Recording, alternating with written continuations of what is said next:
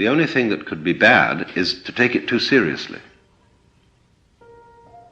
In other words, if you take the fundamental idea that the whole universe, all its forms, all the forms of biology, all the different species, the giraffes, the rhinoceroses, the baboons, the roses, the eucalyptus trees, etc., everything is a form of biological game. It's a dancing thing going on, different styles.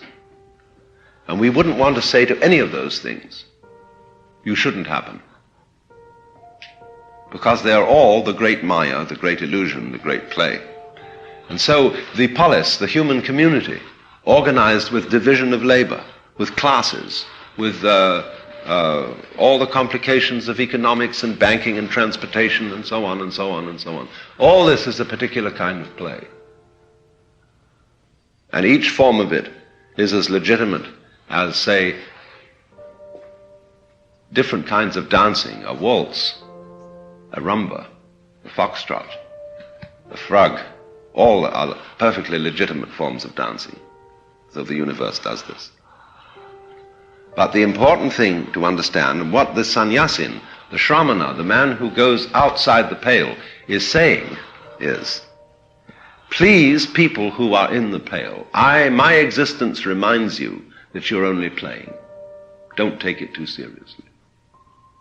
Because if you take it too seriously, you're going to start destroying each other and fighting and saying this city against that city, this country against that country, so on, because you're too involved.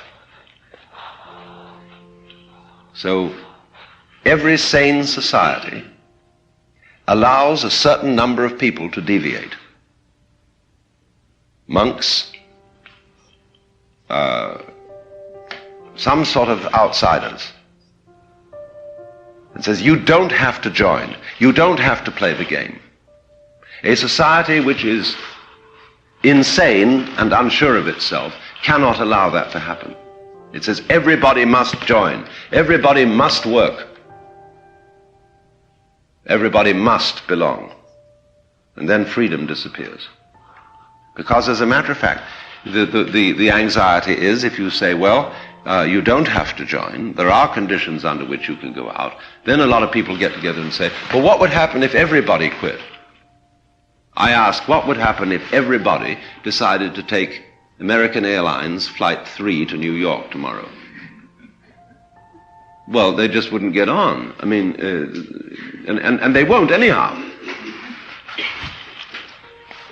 Because a lot of people aren't interested in that, are not ready to quit. That doesn't mean that they're inferior.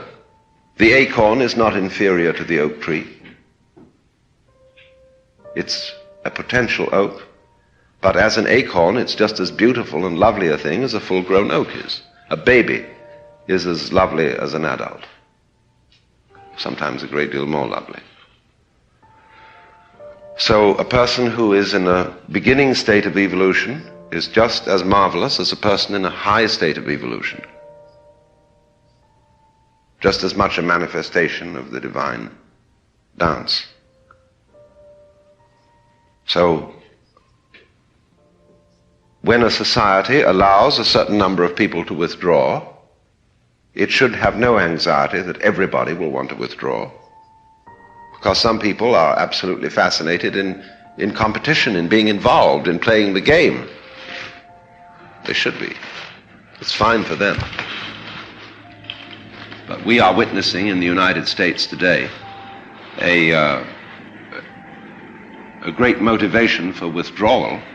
It's simply because we haven't provided for it. We haven't, there's no opportunity for a Protestant to become a monk, or a Jew. The Catholics have half-heartedly provided for this sort of thing.